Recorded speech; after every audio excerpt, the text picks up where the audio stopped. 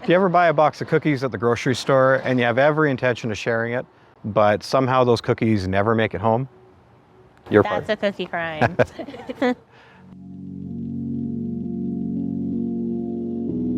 I'm Diana and this is Riley, and we're the owners of Crimes Ice Creamery in downtown Lethbridge. When we did a word cloud exercise to try and come up with the name, it wasn't really getting us anywhere. We had all of these themes and we managed to capture all those themes in Cookie Crimes. We really struggled with the name itself, and eventually we put cookies and ice cream in an anagram creator, and it came up with Ace Cookie Crimes, and I was like, Cookie Crimes, that's it, that's our name, Cookie Crimes Ice Creamery. So for me, I've worked on several different projects to become self-employed, and I ended up on an ice cream kick, and here I am. I've been a stay-at-home mom. I've always had a love and passion for baking, and people have always enjoyed my cookies, so I just figured, why not start something with my cookies? The next logical step was to open a store. Our journey that landed us with cookies and ice cream, the sky's the limit on where you want to put your life's work. We really saw the negativity in our society, people being more divided. We kind of see this as a way of bringing about some help for our community. Well, the reason we have such a large dining room is because we want to focus on people hanging out and communicating with each other again. And so we think that we're a force for good, we're helping our community, and it's hopefully overall healthier because of it. I think we've all had that realization how important it is to take care of ourselves, whether it's protecting your own physical health, but also especially mental health and the tolls of being isolated from people. I recognize the importance of community and being around each other. As our business grows and we're actually positioned in a way to do more community work and support, I think that's something that really weaves heavily into our values. And I see our business as being something where people can actually consciously take an act of self-care and prioritize, it's okay to have a treat. Take a moment, savor life a little bit. And I think it's important that we focus on those things. And I think that's one of the reasons why we're here. And even just in the creating of Cookie Crimes, this idea was born during COVID. The world was just a very scary place for 2-3 years.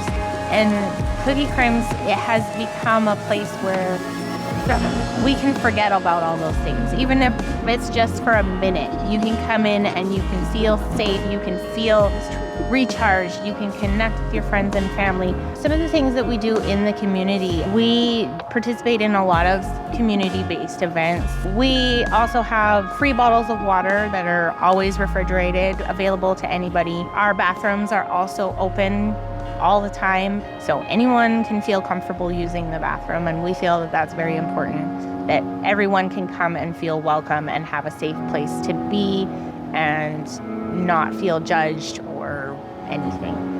We have a lot of customers that told us that they really enjoy that we are so welcoming and that there's a safe place for them to come. To us, that's really important, is giving back to the community. You live and work in a community, and you might as well give back to it. We definitely try our best to have something for everybody. So we do have some vegan cookies. We have gluten-free cookies. A lot of our products are nut-free as well. We are working on some more dairy-free options in frozen treats. They can't call them ice cream because they don't have any cream in them with the dairy-free, but we are working on them so that people can come in and be excited to spend time enjoying delicious treats with their friends and family.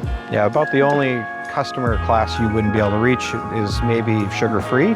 That's going to be a hard one for us, being in the dessert business. And unofficially, I would say that our motto is something for everyone. I think the biggest surprise in the last year is the amount of community support that we've actually received from people and supporting our dream.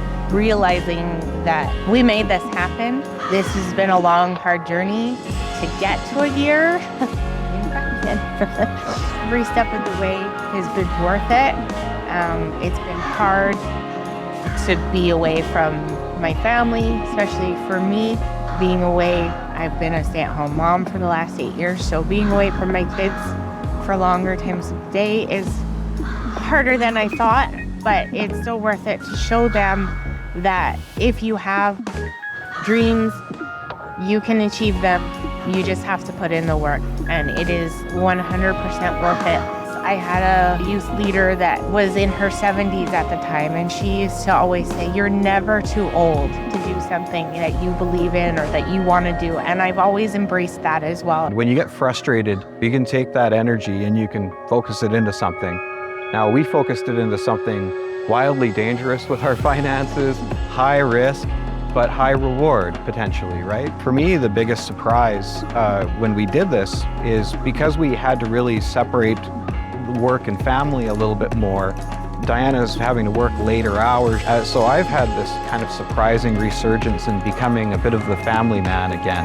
Now I'm on point. I've got to be there focusing on teaching our children, making sure everybody's fed, in addition to churning the ice cream. So that's been like a really nice silver lining in a way. I feel a lot closer to our kids. It's been hard. I mean, I feel like I had a full head of hair when we started, and not so much anymore. We are a team, and we actually balance each other out a lot more than I ever thought we would. I like to say that I am the face and the heart of Cookie Crimes, where Riley is the brain and the behind the scenes. The brain and the behind. Yes, and he does a lot. Without that support, I don't think Cookie Crimes could be as successful as we are. I'm just proud we're not bankrupt yet. But among that, I mean, the amount of cookies and flavors of ice cream that we were able to put out in a year, we've averaged over one new release per week of ice cream specifically, yeah. I guess. But I'm proud of each and every one of the flavors that we have and have developed. It makes me so ecstatic that people keep coming back. Yeah, I never thought I'd be making ice cream. Honestly, it was just a dream one night. And I didn't even know anything about how ice cream was made, and found it was a lot of fun and really tickles that curiosity center of my brain, a little bit of mad scientist, and here we are. I don't have any family recipes to really rely on, but I do like food a lot, and you can probably tell. It kind of helps when you kind of just get curious about interesting combinations. I was playing around with cranberries a little while ago. There's some neat things you can kind of mix together there. I mean, even bad ice cream is pretty good, so. A lot of times it's just things that I like. Things like our root beer cookie. I'm like, ooh, I wonder if you could make a root beer cookie. Let's try it. And it surprisingly works, and it tastes like a root beer float, and it actually pairs really nicely with our vanilla ice cream as an ice cream sandwich, right? So, yeah. You know, it's like a root beer float sandwich. A lot of times, though, I just look at recipes and go, oh, how can I make this just a little bit better? Who would have ever thought potato chips would have gone well in a cookie?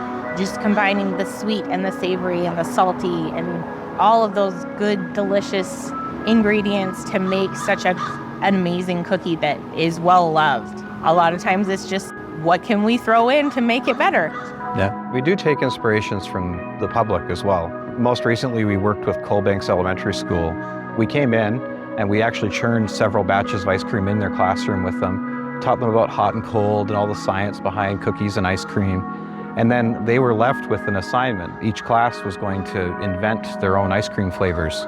We ended up making 2 different flavors. One of them was a little bit more classic. It was a key lime cheesecake ice cream. And we went whole hog. We even baked cheesecake to cut up and put in there, everything from scratch. The other one was a little bit more unique. It was a root beer ice cream, but with like cookies from Cookies and Cream. I think it had a little bit of caramel bars, caramel in there, chocolate chips. It was just kind of an interesting, almost like a Harry Potter butterbeer kind of feel to it. We had the public vote on which flavor was the best, and it was down to a single vote between the 2 flavors.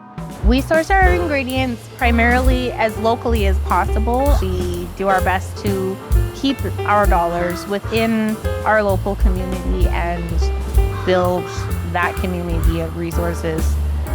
Some of our ingredients have come as close as just down the street at Herbal Apothecary with some of our spices and stuff that we've used in various different cookies or ice creams. A lot of times we also just go to the local grocery stores and pick up our milk and stuff from the grocery stores. Yeah, the dairy industry is kind of such that you can't really import it too far.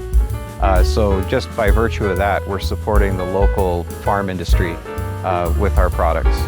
But yeah, we kind of have a bias towards the small business. We want a small business helping small business. I mean, what could be better than that? I think probably the must-try item and our most popular item, the best of both worlds, is the ice cream sandwich.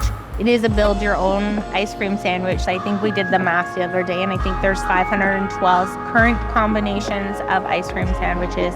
I very rarely made the same ice cream sandwich more than once. It really is the best of both of our product. You know, everybody's sense of taste is very different. And even something as simple as vanilla can still be something that can be really savored and enjoyed. So I made sure that our vanilla ice cream is made with Mexican vanilla, so it has a little bit of a different flavor, and we definitely pumped up the vanilla in it, so it's quite strong. So there's always a way to put your own twist on something, make it unique, fun. The sriracha ice cream is definitely a risk, but we also have had people really enjoy the sriracha ice cream. Surprisingly, with the heat and the coolness of the actual ice cream, it is a really weird mind trickery that is just an interesting flavor combination, but it also is a risk. I'm pretty proud of our buttered popcorn ice cream as well. We make it with popcorn right from the movie mill. Once again, gotta support the local guy. And just a little different, right? Sweet and savory as well. But we put a twist on it, throwing some M&Ms in your bag of popcorn in the theater. That's kind of a thing, right? So we just put our own little twist on it too. We've tried Old Bay cornbread ice cream. That one definitely was out there. I mean, that's seafood seasoning that we're putting in ice cream. And everybody that tried it liked it, but there's a lot of people that had hang-ups about that. That's why we have the safe offerings as well. And with that too, we do have a satisfaction guarantee. So if somebody does try a flavor and they go, ooh, that's not really for me, we will change it out. Within the first couple of licks, if you're not satisfied with it, we're happy to change it out. We make everything in our store from scratch as much as possible. And that comes right down to making our cones as well. So we are making cones all the time, just so that you are getting fresh ingredients. But yeah, we do make everything in the store ourselves by hand. Yeah, we made sure that everybody that wants a waffle cone gets a waffle cone. If you want a waffle cone, you get a waffle cone, because everybody wants a waffle cone. So we also make waffle cone chips to enjoy an extra little bit of cone. I really like to dip them into the ice cream. That I find is how I enjoy the cone the best. I like to have my scoop and then my chips and eat my chips. I don't really have a lot that I do outside of work. I do try my best to spend some time with my kids and with Riley, of course. But the main thing that I like to focus on is that I go to the gym and I work out, and I have been lucky enough to find a gym community with Fit Body Boot Camp here in town, where I feel supported and have a environment of caring, like-minded people that support me and cheer me on when I'm in the gym working out. You go in, you spend 35 minutes, it's quick, it's fast, but you're also feeling the effects of the workout.